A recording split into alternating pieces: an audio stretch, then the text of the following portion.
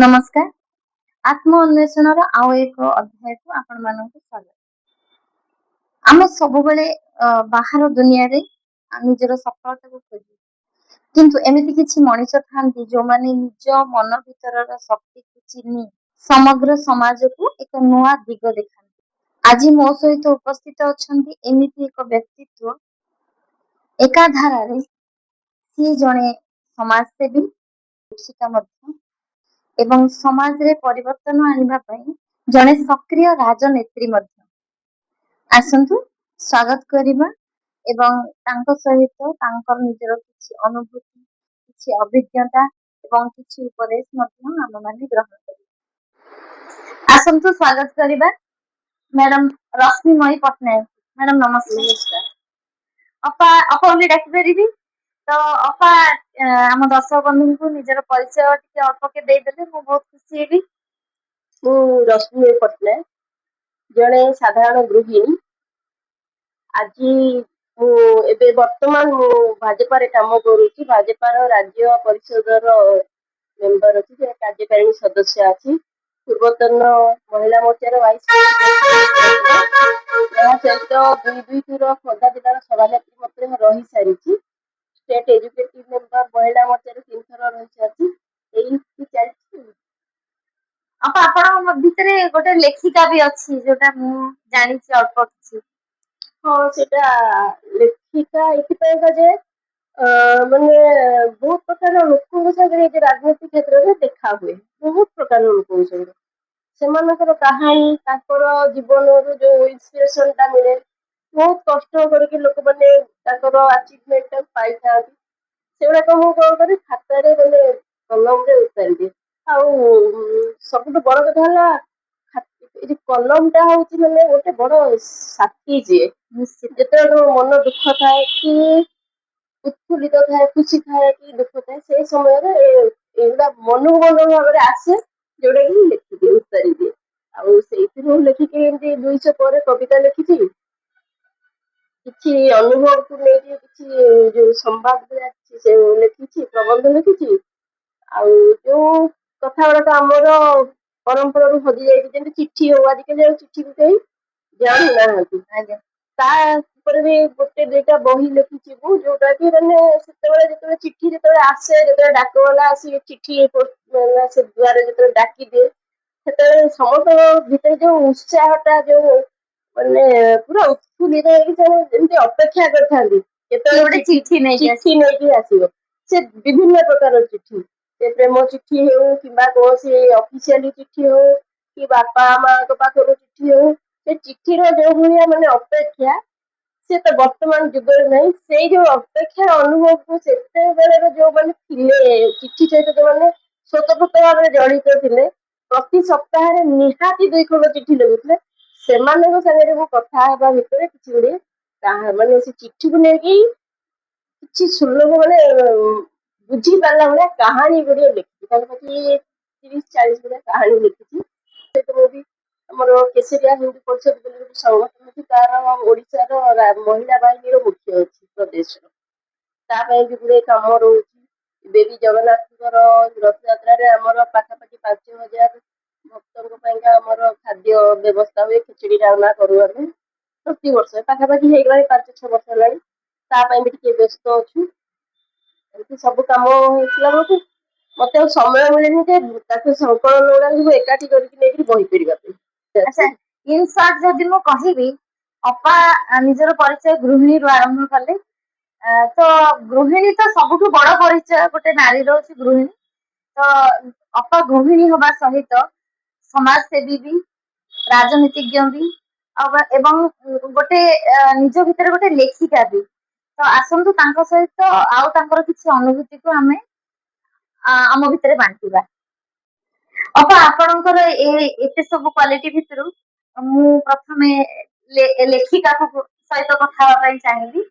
ତ ଯେହେତୁ ଲେଖନୀ ଗୋଟେ ହଉଛି ମଣିଷର ପ୍ରତିରୂପ, ତ ସେଇଟା ଆପଣଙ୍କ ଜୀବନରେ କେମିତି ଆସିଲା, କେବେ ଆସିଲା, ଆଉ ଆପଣ କେମିତି ଲେଖନ୍ତି, କୋଉ ସମୟରେ, ଖୁସି ହେଲେ କି ଦୁଃଖରେ, ନା କିଛି ଗୋଟେ ଅନୁଭୂତି ଆସିଲେ, ସେଟା ଟିକେ ଆମକୁ କହିବେ। ମୁଁ ପିଲାଦିନୁ ଲେଖେ, କିନ୍ତୁ ଏତେଟା ମାନେ ଏତେ ମାତ୍ରାରେ ଲେଖୁନି, କିନ୍ତୁ ଅଳ୍ପ ଟିକେ ଟିକେ କେବେ କେବେ ଇଚ୍ଛା ହେଲେ ଏମିତି ବାହାରକୁ ଧର ଯାଇଥିବି କି କଣ ଏମିତି କଣ ଗୋଟେ ଇଚ୍ଛା ହେଲେ ମୁଁ ଲେଖିଦିଏ କିଛି ଗୋଟେ।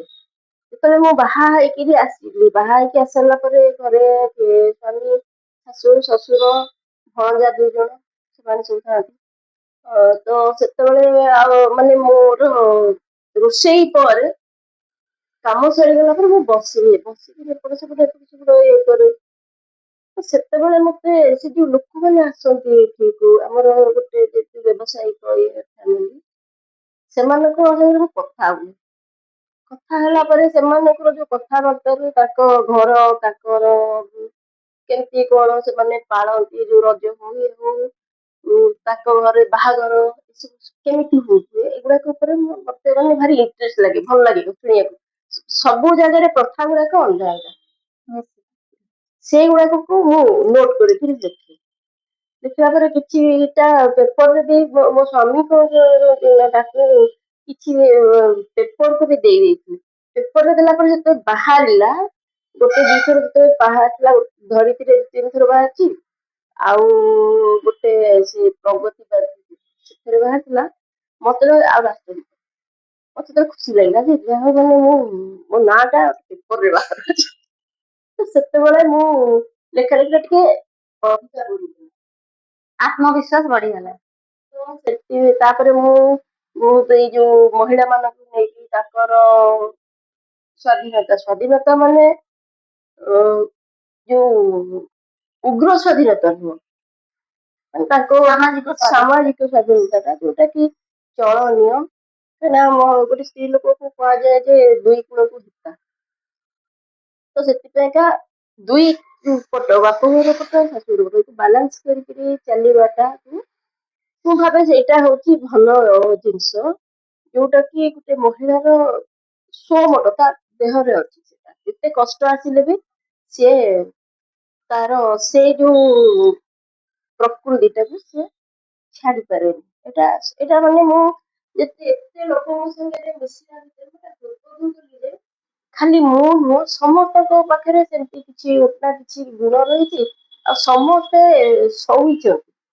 ମୁଁ ଦେଖେ କି ମହିଳା ମାନଙ୍କୁ, ସ୍ତ୍ରୀ ଲୋକମାନେ ବହୁତ ସହିଛନ୍ତି। ସବୁ ଏତେ ସବୁ କଲା ପରେ ବି ମୁଁ ଦେଖିଛି ଗୋଟେ ଗୋଟେ ଘର କିଛି ନଥାଏ ମାନେ ଲୋକଙ୍କର, କିନ୍ତୁ ସେଇ ମହିଳାଟି ସେଇ ଘରର ଯୋଉ ଆର୍ଥିକ ଉନ୍ନତିର ସେ ମହିଳାଟି ହିଁ ସେଇ ଘରର ହେଇଥିବ ମାନେ ରାସ୍ତା। କିନ୍ତୁ ତଥାପି ମାନେ ତାକୁ ସେଇ ଯୋଉ ସେ ଘରେ ତାର ମାନ୍ୟତା ହଁ, ମିଳେନି। ସେ ମାନ୍ୟତା ତାକୁ ମିଳେନି। ଏଟା ମୁଁ ମାନେ ନିଜେ ଅନୁଭବ ବି କରିଛି ମୁଁ ବହୁତ ଜାଗାରେ। ଆଉ ସେମାନେ ତଥାପି ବି ତାଙ୍କ ମୁହଁରୁ ମାନେ କେବେ ବି ମୁଁ ଦେଖିନି ଯେ ଗ୍ଲାନି କିମ୍ବା କିଛି ଖରାପ ଭାବରେ କହିଦେବା। ଏମିତି କି ମୁଁ ଦେଖିଛି ମହିଳା ମାନଙ୍କୁ ସବୁ ପିଟା ପିଟି ବି କରନ୍ତି, ମଦ ଫଦ ନିଶା ଖାଇକି। ସବୁ ପରେ ବି ସେ କେବେ ତାର ସ୍ୱାମୀର ଅମଙ୍ଗଳ ଚାହିଁବାର ମୁଁ କେବେ ବି ଦେଖିନି। ଏଇଟା ମାନେ ଏତେ ବଡ ଯୋଉ ପ୍ରକୃତି ଯୋଉ ଦେଇଛି, ପ୍ରକୃତିର ଯୋଉ ଦାନ, ଯୋଉ ମହିଳା ରୂପରେ ଯୋଉଟା, ସେଇଆକୁ ନେଇକି ମୁଁ ବହୁତ ଗୋଟେ ଲେଖିଥିଲି, ପ୍ରବନ୍ଧ ଲେଖିଥିଲି। ମାନେ ଆଜ୍ଞା। ମହିଳାର ପ୍ରକୃତିଟା ତା ବୋଲି ନୁହଁ ଯେ ମତେ ଯୋଉ ଉଗ୍ର ଆଧୁନିକତା ମତେ ଭଲ ଲାଗେନି। ନାଇଁ ନିଶ୍ଚିତ। ଏଇଟା ବି ଅଛି ଯେ କିଛି ଜାଗାରେ ମହିଳାଙ୍କ ଯୋଗୁ ହିଁ ପରିବାର ନଷ୍ଟ ହଉଛି। ହଁ ନିଶ୍ଚିତ, ଏଇଟା ବି ଆମେ ନିଶ୍ଚିତ, ସେଇଟା ଖାଲି ମହିଳା ମାନଙ୍କ ପାଇଁ ନୁହଁ, ଘରର ଯୋଉମାନେ ବୟସ୍କ ଲୋକ ଅଛନ୍ତି ତାଙ୍କ ପାଇଁ ବି ପରିବାର ଗୁଡାକ ନଷ୍ଟ ହଉଛି। ସେ ଦିଗଟା ମାନେ ସମାଜକୁ ଆସିନି ସେଇଟା। ଆମେ ସବୁବେଳେ ଯେତେବେଳେ ଘର ଗୋଟେ ନଷ୍ଟ ହଉଛି, ଆମେ ସବୁବେଳେ ଦୋଷ ଦଉଛୁ କାହାକୁ, ବୋହୂଟା ଖରାପ, କିନ୍ତୁ ବୋହୂ ଦାୟୀ ନୁହଁ। ତାକୁ ଯେତେବେଳେ ଗ୍ରହଣ କରାଯାଉନି, ତାକୁ ବାରମ୍ବାର ଅତ୍ୟାଚାର କରାଯାଉଛି, ବିଭିନ୍ନ ପ୍ରକାର ଜାଗାରେ ତାକୁ ଅପମାନିତ କରାହଉଛି, ଜଣେ ସହି ସହି ଯେତେବେଳେ ଅତି ମାତ୍ରାରେ ପୁରା ପଥର ଭଳିଆ ହେଇଯାଉଛି, ସେତେବେଳେ ତାର ପାଟିଟା ଖୋଲିବ। ଏଇଟା ହଉଛି ମାନେ ଏଇଟା ମୁଁ ଅନୁଭବ କରୁଛି, ଏତେ ଲୋକଙ୍କ ସାଙ୍ଗରେ ମିଶିଛି। ବହୁତ ଲୋକ ବି ଆସନ୍ତି ମୋ ପାଖକୁ ତାଙ୍କର ଯୋଉ ସମସ୍ୟା ନେଇକିରି ଯେ କଣ କରାଯିବ। ତାକୁ ମୁଁ ପ୍ରଥମେ ତ ସବୁବେଳେ କହେ ଯେ ତୁମେ ଆଗ ନିଜ ଘର ଭିତରେ ଆଗ ସେଇଟାକୁ ସଲ୍ଭ କରିବାକୁ ଚେଷ୍ଟା କର, ତାପରେ ବାହାରକୁ ଆସିବ। ଅତିଷ୍ଠ ହୁଅନ୍ତି ଆସନ୍ତି, କିନ୍ତୁ ଯେତେବେଳେ ପୋଲିସ ଯିବା ଇଏ ଯିବା ଏସବୁକୁ ଯେତେବେଳେ ମୁଁ ଆସେ ସେମାନେ ନାହିଁ କରନ୍ତି। ଏଥିପାଇଁକା ମାନେ ଆପଣଙ୍କୁ ଭାବିବା ଦରକାର ଯେ ମହିଳା ଗୋଟେ କେତେ କରୁଛି। ନିଶ୍ଚିତ ସେଥିରେ ମାନେ ମହିଳା ତାର ଖାଲି ତା ନିଜ ପାଇଁ ଯଦି କରନ୍ତା ତାହେଲେ ସେ ବହୁତ ଆରାମସେ ବଞ୍ଚିପାରିବ। କିନ୍ତୁ ପୁରା ପରିବାରଟା ଯୋଉ ମାନେ ଗୋଟେ ମାଳିରେ ସୂତାରେ ଯେମିତି ଗୁନ୍ଥା ହେଇନଥାଏ, ସେ ମାଳି ଘର ସୂତା ହଉଛି ମହିଳାଟା। ନିଶ୍ଚିତ ତ ସେମାନଙ୍କୁ କିଛି ତ ଚାହାନ୍ତିନି, ସେମାନେ ଖାଲି ଟିକେ ସମ୍ମାନ, ଟିକେ ତାଙ୍କୁ ଟିକେ ସ୍ନେହ ଶ୍ରଦ୍ଧା ସମ୍ମାନ ରେକଗ୍ନାଇଜେସନ ମିଳୁ ଏତିକି ହିଁ ଚାହାନ୍ତି ଏତିକି ହିଁ ଚାହାନ୍ତି। କିନ୍ତୁ ସେଇଟା ବି ବହୁତ ଜଣଙ୍କ କ୍ଷେତ୍ରରେ ମିଳିବା ମୁସ୍କିଲ। ଅପା ସେଥିପାଇଁ କହନ୍ତିନି ଗୋଟେ ପ୍ରବାଦ ଅଛି ନା କି ମହିଳାକୁ ଗୋଟେ ନାରୀକୁ ଭଗବାନ ଏତେ ଶକ୍ତିଶାଳୀ କରିଛନ୍ତି ଯେ ଦୁନିଆରେ ଏପର୍ଯ୍ୟନ୍ତ କୌଣସି ବ୍ରତ ତା ପାଇଁ ବାହାରିନି ଯେ ତା ପାଇଁ କିଏ ଗୋଟେ ବ୍ରତ କରିବ। ତ ନାରୀ ଏତେ ସବଳ କିନ୍ତୁ ନାରୀ ନିଜକୁ ଦୁର୍ବଳ ସବୁବେଳେ ଭାବୁଛି, ବୋଧହୁଏ ଏଇଥିପାଇଁ ଆମର ସାମାଜିକ କଲଚର ତ ସେଇ ହିସାବରେ ଚାଲି ଆସିଛି। କଲଚର ତ ମୁଁ ମୋର 2ଟା ଝିଅ, ମୋର ଜଣେ ଝିଅ ଡାକ୍ତର ଗୋଟେ ଝିଅ, ଆଉ ଜଣେ LLM କରିକି ଓଜେଏସ୍ ପାଇଁକା ହେଇକି କ୍ଲାଟରେ ବି ପାଇଥିଲା, ପଢୁଛି। କିନ୍ତୁ ସମସ୍ତେ କେବଳ ମୋର ଗୋଟେ ଡିମେରିଟ ହେଲା ମୋର 2ଟି ଝିଅ। ଏଇଟା ହଉଛି ମାନେ ଏଇ କିନ୍ତୁ ଏଇଟା ନା କି ମତେ ବଳ ଦିଏ ଆଗକୁ ବଢିବାକୁ। ତା ହିସାବରେ ମୁଁ ଚାହେଁ ଯେ ମୋ ପିଲା ବି ଆଗକୁ ଯାଆନ୍ତୁ, ମୁଁ ବି ଆଗକୁ ମାନେ କୋଉଠି ନା କୋଉଠି ଆପଣ ଚାହାନ୍ତି ଯେ ପ୍ରୁଭ୍ କରିକି ଦେଖେଇବି ଯେ ମୋ ଝିଅ ଜନ୍ମ କରିକି କୌଣସି ଗୁଣରେ କମ୍ ନାହିଁ। ନିଶ୍ଚିତ ଏଇଟା ଗୋଟେ ସାମାଜିକ ପ୍ରଥା ହେଇଗଲାଣି କି ଯଦି ଜଣଙ୍କର ଝିଅ ହେଇଛି ତାକୁ ତାହେଲେ ନିଜ ଦୃଷ୍ଟିରେ ସମସ୍ତେ ଦେଖନ୍ତି, ବିଶେଷତଃ ପରିବାର ଲୋକ ଯଦି ସେଇଟା ବେଶୀ କ୍ଷତିକର। ମାନେ ଯେମିତିକା ତମକୁ ଲାଗିବ ଯେ ତମେ ଯୋଉ ଝିଅ ଲୋକଟା ଗୋଟେ ବିରାଟ ବଡ ପାପ କରିଛୁ, ଯେତେବେଳେ ଯିଏ ଯେତେବେଳେ ପାରିବ ତମ ମୁହଁରେ ଇଚ୍ଛା ଥାଇକି ମାରିବି। କୋଉଠି ନା କୋଉଠି ଏଇଟା ଆମ ଭିତରେ ରହେନି ଯେ ଆମେ ଯେତେବେଳେ ବୟସ୍କ ହଉଛୁ କିମ୍ବା ଆମ ମା ମାନେ ଯେତେବେଳେ ବୟସ୍କ ହଉଛନ୍ତି, ତାଙ୍କର ଯେତେବେଳେ ବୋହୂ ଆସୁଛି ସେମାନେ ଯଦି ବୋହୂ ମାନଙ୍କୁ କହୁଛନ୍ତି, କୋଉଠି ନା କୋଉଠି ଏଇଟା ନିଜର ହିଁ ଭୁଲ, କିମ୍ବା ସେମାନେ ଯୋଉ ଜେନେରେସନ ବାଇ ଜେନେରେସନ ତାଙ୍କ ପାଖରେ ଟ୍ରାନ୍ସମିଟ ହଉଛି ଏ ସବୁ କଲଚର ଗୁଡାକ, ସେଇଟା ହିଁ ସେମାନେ ଶୋ କରୁଛନ୍ତି। ସେମାନେ ବୁଝିପାରୁନାହାନ୍ତି ନିଜେ ବି ସେମାନେ ଝିଅରୁ ନାରୀ ହେଇଥିଲେ, ନାରୀରୁ ଆଜି ବୁଢୀ ହେଲେଣି। ତ ସେଇଟା ସେମାନେ ରିଅଲାଇଜେସନ ଆଜି ପର୍ଯ୍ୟନ୍ତ ସୋସାଇଟିରେ କରିପାରୁନାହାନ୍ତି। ନାଇଁ ସେମାନଙ୍କର, ମୁଁ ଭାବେ ସେମାନଙ୍କର ମାନସିକତା ଗୋଟେ ଅଲଗା ପ୍ରକାରର ଥାଏ। ଯେମିତିକା କି ସେ ଭାବନ୍ତି ମାନେ ତାଙ୍କ ଝିଅଟି ହିଁ ଝିଅ, ଅନ୍ୟ ଯଦି ବୋହୂର ଯଦି ଝିଅ ହେଲା ମାନେ ସେ କୋଉଠୁ ଯେମିତି ମାନେ ବିରାଟ ବଡ ପାପ କରିଛି, କିଛି ଗୋଟେ ଅପରାଧ କରିଛି।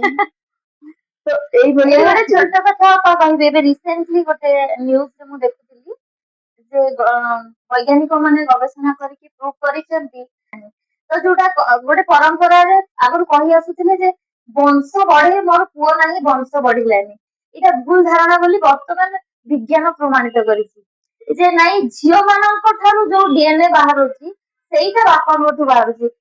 ଯୋଉଟା ପୁଅ ମାନଙ୍କଠୁ ଯୋଉ DNA ବାହାରୁଛି ସେଟା ମଦର ହୁଡରୁ ପଳେଇ ଆସୁଛି। ତ କୋଉଠି ନା କୋଉଠି ସେଟା ଅଜାଘର ପଟରୁ ଆସି ଯାଉଛି।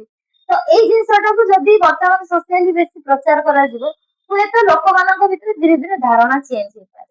ସେ ମାନସିକତା ଦେଖନ୍ତୁ, ଆଜିକାଲି ଯୋଉଠି ଆପଣ ଗୋଟେ ଡାକ୍ତରଖାନାକୁ ଯାଆନ୍ତୁ, ସେଠି ଯଦି ଗୋଟେ ପୁଅଟିଏ ଜନ୍ମ ହେଲା ତ ସେ ନର୍ସ କଣ ଡକ୍ଟର କଣ ସମସ୍ତେ ମାନେ ବଡ ଖୁସି, ଏଇଟା ମାନେ ମୁଁ ଫିଲ୍ କରୁଛି, ଦେଖିଛି। ଏଇଟା ଗୋଟେ ଏବେ ବି ବହୁତ ଖୁସିରେ ଆସିକି କହିବେ ଆମକୁ ମିଠା ଦିଅ, ରସଗୋଲା ଦିଅ, ପୁଅଟିଏ ହେଇଛି। କିନ୍ତୁ ଯଦି ଝିଅ ହେଲା ଆପଣ ଦେଖିବେ ସେ ନର୍ସ ହୁଅନ୍ତୁ କି ଡାକ୍ତର ତ ଆସନ୍ତୁ, ନର୍ସ ହୁଅନ୍ତୁ କି ଯିଏ ବି ସେ ମେଡିକାଲରେ ଝିଅଟେ ହେଲା ଏଇ ଟାଇପର କହିବେ, ଯେମିତି ମାନେ ଗୋଟେ ବିରାଟ ବଡ କଣ ଗୋଟେ ଗୋଟେ ଝିଅ ଝିଅକୁ ନେଇକି ଆସିଲି ସେ କହେ।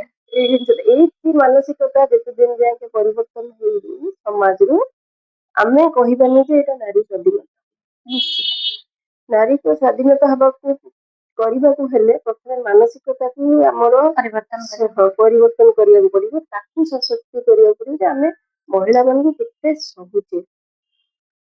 ସେମାନେ ଯଦି ଆମକୁ ଏତେ ସହି ପାରୁଛନ୍ତି, ଆମେ କାହିଁକି ତାଙ୍କ ପାଇଁ ସହିବାନି, ତାଙ୍କ ପାଇଁ ଆମେ କାହିଁକି କରିପାରିବା।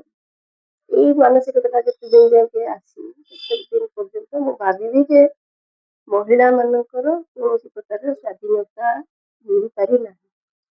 ଦ୍ଵିତୀୟ କଥା ହେଲା, ଯୋଉଭଳି ଭାବରେ ମହିଳା ମାନଙ୍କୁ ଯୋଉ ଦୁଷ୍କର୍ମ ହଉ ଏସବୁ ଯୋଉ ହଉଛି, ଆମେ ଯେତେବେଳେ ଝିଅଟିଏ ଜନ୍ମ ହଉଛି ତାକୁ ଆମେ କହୁଛେ ଯେ ତୁ ବାହାରକୁ ଯିବୁନି, ଆମର ସଂସ୍କାର ଶିଖଉଛେ ଏଇଟା କହିବୁନି, ଜୋରେ ହସିବୁନି, ଯିବୁନି, ସନ୍ଧ୍ୟା ପରେ ଯିବୁନି, ଏତିକି କହୁଛେ।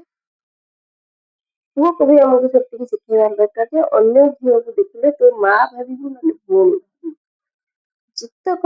ଯେତେବେଳେ ମହିଳାଟି ଅସୁରକ୍ଷିତ ହଉଛି ତା ସମାଜ ପାଇଁ ସେତେବେଳେ ପୁରୁଷର ଦୃଷ୍ଟି ଯୋଗୁଁ ହିଁ ଅସୁରକ୍ଷିତ ହଉଛି। ସିଏ ଯଦି ତାର ଦୃଷ୍ଟିକୁ ଯଦି ସଂଯମ କରିଦେବ, ଆମର ସମାଜରେ ଏସବୁ ଆଉ ଘଟିବ ନାହିଁ। ନିଶ୍ଚିତ। ଯେମିତି ଆମେ ପିଲାବେଳୁ ଝିଅଙ୍କୁ ସଂସ୍କାର ଶିଖଉଛେ, ଯଦି ପୁଅ ମାନଙ୍କୁ ବି ଆମେ ସଂସ୍କାରିତ କରିବା ତ କୋଉଠି ନା କୋଉଠି ସମାଜର ପରିବର୍ତ୍ତନ ନିଶ୍ଚିତ ହବ। ଲେଖନୀ ଭିତରେ ଆପଣ ଏତେ ଲେଖିଛନ୍ତି, ତା ବାଦ ଆପଣ ନିଶ୍ଚିତ ପଢିଛନ୍ତି, କିଛି ଆପଣଙ୍କ ପ୍ରିୟ ବହି ଅଛି କିମ୍ବା କିଛି ପଂକ୍ତି ଅଛି ଏମିତି ଯୋଉଟା ଆପଣଙ୍କ ହୃଦୟକୁ ଛୁଇଁଥିବ? ମୋର ହୃଦୟକୁ ଛୁଇଁବା ଭିତରେ ଗୋଟେ ଯୋଉ ଆମର ଅଛି, ଯୋଉ ଚାଲିବି ନ ପଡିବି ଥକି ଫୁଟିବା ଆଗରୁ ଆଖି, ତ ତାକୁ ମାନେ ସବୁବେଳେ ସେଇଟା ସକାଳୁ ଉଠିଲେ ବି ସେଇଟା ମୁଁ ଇଏ କରେ ଯେ ମୁଁ ସମୟ ବହୁତ କମ୍ ସମସ୍ତଙ୍କ ପାଇଁ। ଭଗବାନ ଦେଇଛନ୍ତି 24 ଘଣ୍ଟା, ସେ 24 ଘଣ୍ଟାରୁ ଆମ ପାଇଁ ସେ ଆଉ 1 ଘଣ୍ଟା ବଢେଇବେନି କି ଆମେ ତାଙ୍କ ପ୍ରିୟ ଲୋକ ନୁହଁ। ତ ଆମକୁ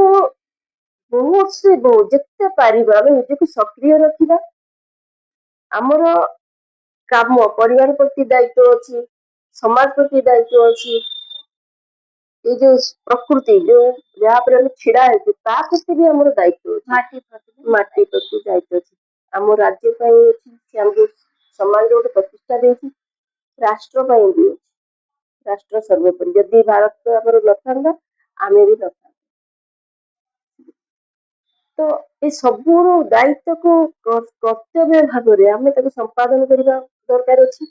ତା ଛଡା ଆମର ଯୋଉ ପରମ୍ପରା, ଆମର ଯୋଉ ସଂସ୍କାର, ଆମର ଯୋଉ ସଂଯମ ଅଛି, ଆମର ଯୋଉ ପର୍ବପର୍ବାଣୀ ଅଛି, ତାକୁ ଆମେ ଯୋଉ ପାଳନ କରୁଛୁ, ଆମର ପ୍ରତି ଘରର ଗୋଟେ ଚଳଣି ଅଛି, ପ୍ରଥା ଅଛି, ତାକୁ କେମିତି ଆମେ ଆଗାମୀ ପିଢିକୁ ତାକୁ ଆମେ ସୁଚାରୁ ରୂପେ ଯେମିତି ସାବଲ୍ୟ ଭାବେ ତାଙ୍କୁ ଦେଇପାରିବା, ସେମାନେ ବି ସେଇଭଳିଆ ଆମର ଯୋଉ ପରମ୍ପରାଟାକୁ ଆଗେଇ ନେବେ।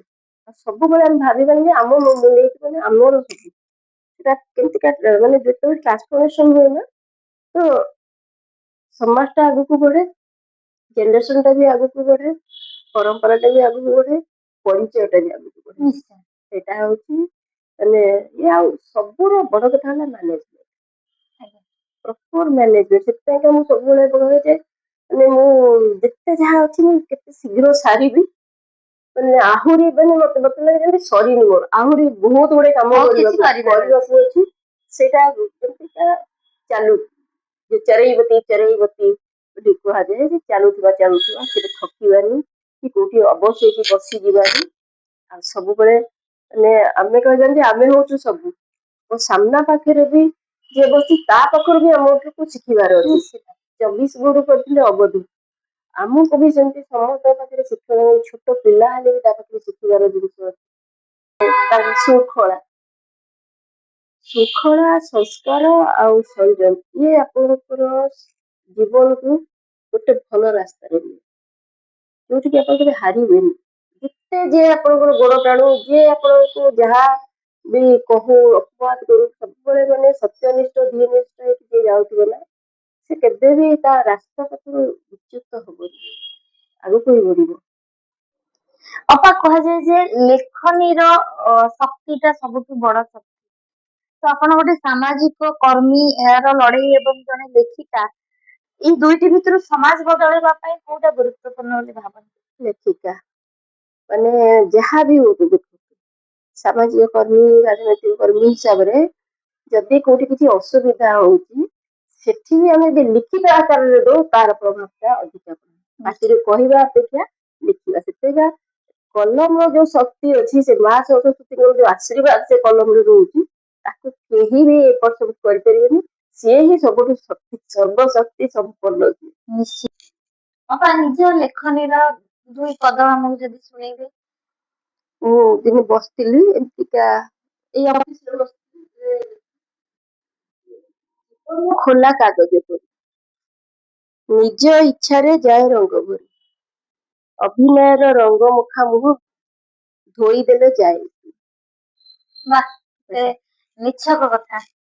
ମାନେ ତ ଜଣେ ମହିଳା ହିସାବରେ ଯେତେବେଳେ ଆପଣ ଲୋକମାନଙ୍କର ସୁଖ ଦୁଃଖ କି ତାଙ୍କର ଅସୁବିଧା ସହିତ ଆପଣ ପରିଚିତ ହୁଅନ୍ତି, ସେତେବେଳେ ସମାଜର କେଉଁ ରୂପ ଆପଣଙ୍କ ସାମ୍ନାକୁ ଆସେ?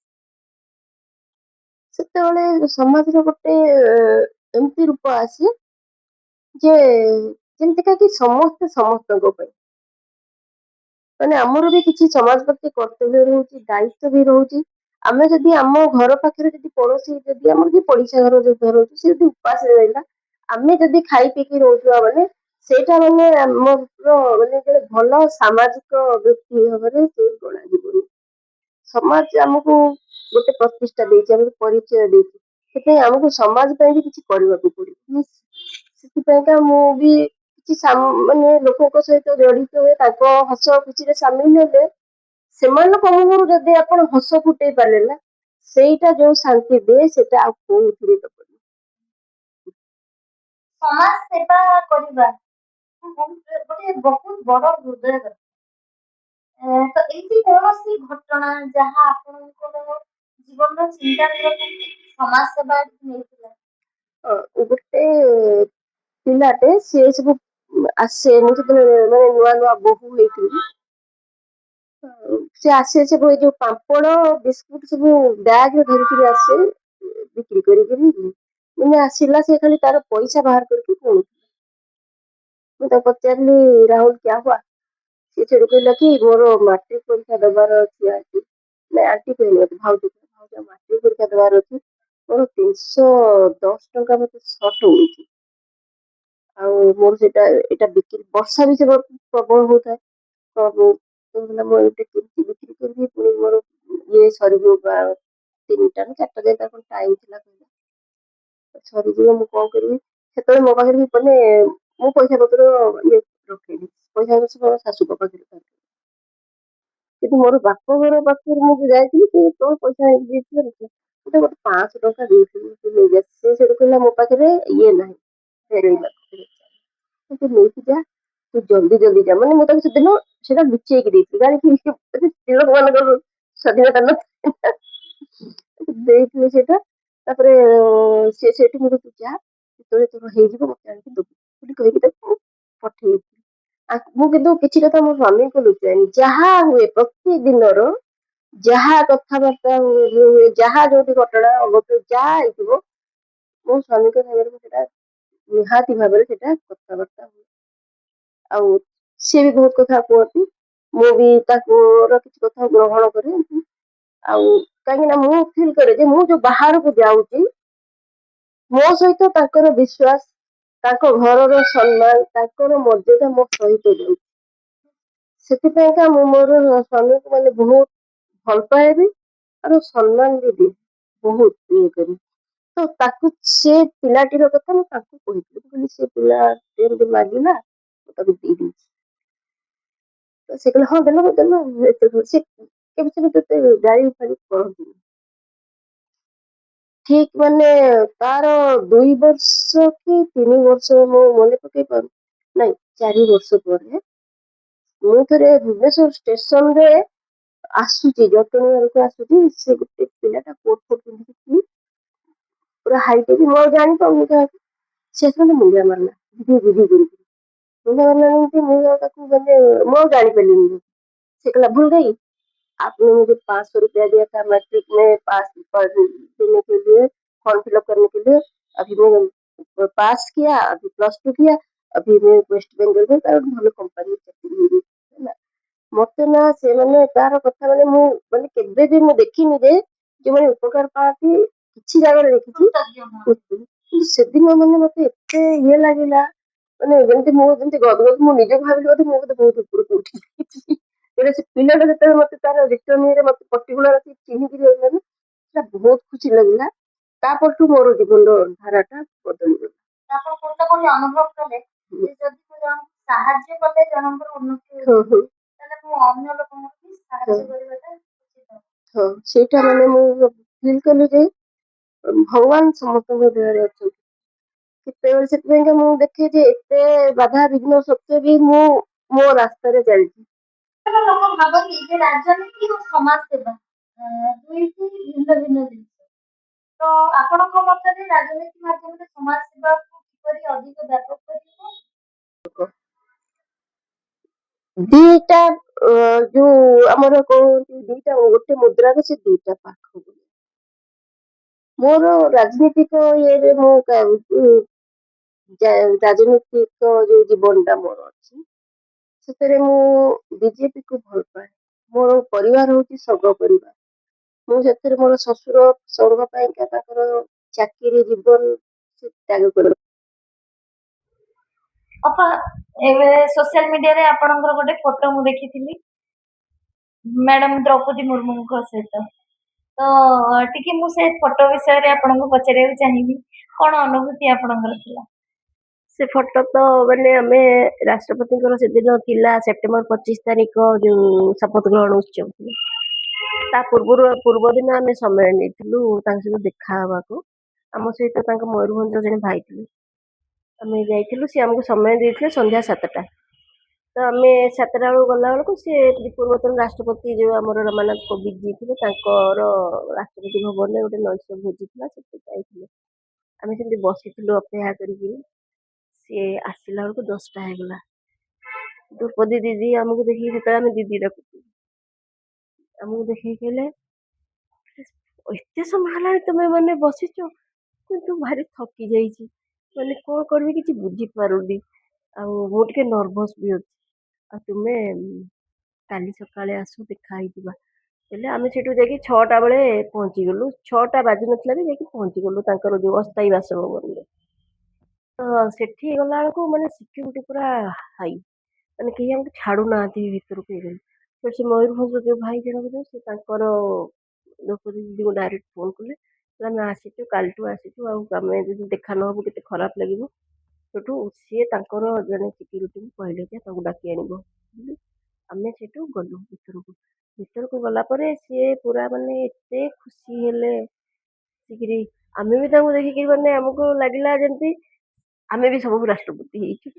ଏତେ ମାନେ ଶାନ୍ତ ସରଳ ଗର୍ବରହିତ, ମାନେ ଏତେ ଏମିତିକା ଆମେ ଦେଖିନଥିଲୁ। ତାପରେ ସିଏ 9ଟା ବେଳକୁ ବାହାରିଲେ ତାଙ୍କର ଯୋଉ ଶପଥ ଗ୍ରହଣ ଉତ୍ସବକୁ। ଆମକୁ କହିଲେ ଆସିବ ସବୁ ଏଠି। ଆମେ କିନ୍ତୁ ସେତେବେଳେ ପାସ୍ଟା ଆମେ କଲେକ୍ସନ କରିନଥିଲୁ। ତାପରେ ସେଠି ତମେ ଆସ, ମୁଁ ସେଠି ବ୍ୟବସ୍ଥା କରିଥିବି। ଜଷ୍ଟ ଗେଟ୍ ପାଖରେ ଗଲା ବେଳକୁ ଆମେ ତାକୁ ଆମକୁ କହିଲେ ମୁଁ ଗଲା ବେଳକୁ କିନ୍ତୁ ତମମାନେ ସବୁ ମୁଁ ତମ ମୁହଁ ସବୁ ଦେଖିକି ଯିବି। ଆମେ ସେ ତାଙ୍କ ଗେଟ୍ ପାଖରେ ସବୁ ଲାଇନ୍ ହେଇକି ଛିଡ଼ା ହେଲୁ, ନ୍ୟାସନାଲ ମିଡିଆ ଆସିକିରି ପୁରା ସେଠୁ ସେତେବେଳେ କହିଲେ କୌଣସି ରାଷ୍ଟ୍ରପତି ମାନେ ଏମିତି ଗ୍ଲାସ ପକେଇକିରି କହିବେନି ଯେ ତୁମେ ଖାଇକିରି ଯିବ। ପ୍ରୋଟୋକଲ ନାହିଁ। ହଁ, ଆମେ ଦେଖିଲୁ, ଆମେ ସବୁ ତାଙ୍କୁ ବାଏ ବାଏ କରୁଥିଲୁ, ଆମର ଓଡ଼ିଆ ପରମ୍ପରାରେ ହୁଳୁହୁଳି ବି ପକଉଥିଲୁ, ଖୁସି ଲାଗୁଥିଲା। ସିଏ କିନ୍ତୁ ହଠାତ୍ ତାଙ୍କର ଗ୍ଲାସ ଡାଉନ କଲେ, କହିଲେ ସମସ୍ତେ ଖାଇକିରି ଯିବ, ନହେଲେ ମୋ ମନ ଦୁଃଖ ହବ। ଆମେ ସେଇଠୁ ଯାହା ଭାବୁଥିଲୁ ପଳେଇବୁ ବୋଲି ପାର୍ଲାମେଣ୍ଟ ଆଡକୁ ତାଙ୍କ ପଛେ ପଛେ, ପୁଣି ଆମେ ପଛକୁ ବ୍ୟାକ୍ କଲୁ। ତାଙ୍କର ସେଠି ଜଳପାନ ବ୍ୟବସ୍ଥା ହେଇଥିଲା, ଖାଇକିରି ସବୁ ଆସିଲୁ। ମାନେ ଏତେ ଗର୍ବ ଲାଗୁଥାଏ ଯେମିତି ମୁହୂର୍ତ୍ତଟା ଆତ୍ମବିଭୋର ମୁହୂର୍ତ୍ତ। ବହୁତ ସୁନ୍ଦର ମୁହୂର୍ତ୍ତ ଥିଲା ସେ। ଆଜି ଯାଇକେ ବି ମାନେ ମୁଁ ବୋଧେ ମୋର ଜୀବନର ଶେଷ ଯାଇକେ ସେ ମୁହୂର୍ତ୍ତର ଯୋଉ ଇଏଟା ଅନୁଭବ ଟା ମନେ ରହିବ ନିଶ୍ଚିତ ଭାବରେ। ସେ ପୁରା ଯୋଉ ହୃଦୟ କଣ ମନ ମସ୍ତିଷ୍କରେ ବି ପୁରା ପ୍ରିଣ୍ଟ ହେଲା ଭଳିଆ ସେ ରହିଯିବ। ଏତେ ସୁନ୍ଦର ଅନୁଭବ। ଆଉ ମୁଁ ତା ପରଠୁ ମୁଁ ତାଙ୍କ ସହିତ ଦେଖା ହେଇନି, କିନ୍ତୁ ତଥାପି ସେ ଯେତେବେଳେ ମୁଁ ସେ ଫଟୋକୁ ଦେଖେ, ମୁଁ ଭାବେ ଯେ ମୁଁ ଗୋଟେ ଏତେ ମାନେ ନିଜକୁ ଗର୍ବ ଅନୁଭବ ହୁଏ। ନିଶ୍ଚିତ। ସେଇଟା ମଣିଷ ହିସାବରେ ମ୍ୟାଡାମ କେମିତି? ବହୁତ ଶାନ୍ତ, ବହୁତ ସରଳ, ଆଉ ଅମାୟିକ ବ୍ୟକ୍ତିତ୍ୱ, ବିନମ୍ର। ସବୁଠୁ ବଡ ଜିନିଷ ହେଲା ଯେ ଏତେ ବଡ ବଡ ପଦପଦବୀରେ ରହିକିରି ବି ସେ ପୁରା ବିନମ୍ର। ଆଉ ସିଏ ଗୁଣ ତାଙ୍କଠୁ ଶିଖିବାର ମାନେ ତାଙ୍କ ଜୀବନରେ ବହୁତ ଦୁର୍ଘଟଣା ଘଟିଛି, ତାକୁ ବି ସବୁ ସିଏ ମାନେ ଧୈର୍ଯ୍ୟର ସହିତ ତାକୁ ସହିକିରି ତାଙ୍କ ଜାଗାରେ ସେ ଆଜି ପହଞ୍ଚିଛନ୍ତି। ସେଇଟା ହେଲା ଗୋଟେ ମହିଳା ପାଇଁ ଜଣେ ମାନେ ସମାଜର ପ୍ରତି ତାଙ୍କର ଯୋଉ ଅବଦାନ ରହିଛି, ତାଙ୍କର ମାନେ ଏତେ ବଡ ପଦପଦବୀରେ ଯୋଉ ଗର୍ବ ଅହଙ୍କାର ନାହିଁ, ଆମେ ତାକୁ ସେଇଟା ଦେଖିକିରି ଆମେ ମାନେ ଆଶ୍ଚର୍ଯ୍ୟ ପୁରା। ସାଧାରଣ ଲୋକଙ୍କର ତ ଗର୍ବ, ଆମକୁ ବି କେବେ କେବେ ଗର୍ବ ଆସୁଛି ଆମେ ରାଜ୍ୟର କାମ କରୁଛୁ, କିନ୍ତୁ ରାଷ୍ଟ୍ରପତି ଦ୍ରୌପଦୀ ମୁର୍ମୁଙ୍କର ସେ ଭାବନାଟା ମୁଁ କୋଉଠି ବି ଦେଖିନି। ବହୁତ ସୁନ୍ଦର, ସେ ବହୁତ ଭଲ ଭାବରେ ମିଶନ୍ତି ସାଧାରଣ ଲୋକ ଭଳିଆ। ଅପା, ଯେହେତୁ ଆପଣ ଭାରତୀୟ ଜନତା ପାର୍ଟି ତରଫରୁ କାର୍ଯ୍ୟକର୍ତ୍ତା ଅଛନ୍ତି, ତ ଭାରତୀୟ ଜନତା ପାର୍ଟି ଆପଣଙ୍କ ଜୀବନରେ କଣ ପ୍ରଭାବ ପକେଇଛି? ଭାରତୀୟ ଜନତା ପାର୍ଟି ମୋ ପରିବାର ହଉଛି ସଂଘ ପରିବାର।